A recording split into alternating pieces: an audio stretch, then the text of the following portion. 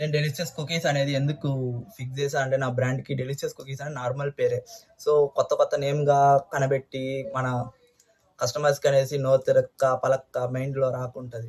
So, delicious cookies అంటే common పేరు. ఇప్పుడు రోడ్‌లో వెళ్తూ ఏమన్నా డెలిషియస్ అని చూస్తే కూడా డెలిషియస్ బ్రాండ్ అనేది, డెలిషియస్ కుకీస్ అనేది ఐడియా ఉంది గదా! సో, ఇలా చూసాం కదా ఇన్‌స్టాగ్రామ్‌లో, యాడ్స్‌లో అనేసి ఒక థాట్ వస్తది. సో, దట్స్ వై నేను డెలిషియస్ కుకీస్ అనే పేరు అనేది ఎంచుకున్నా.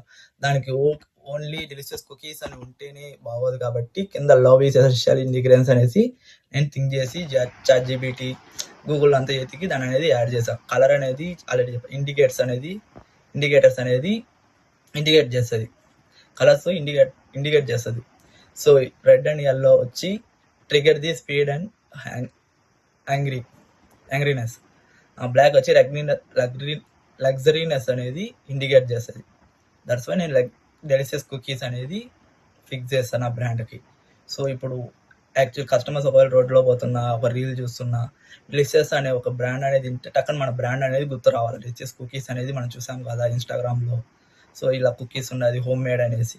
దట్స్ వై నేను ఆ నేమ్ అనేది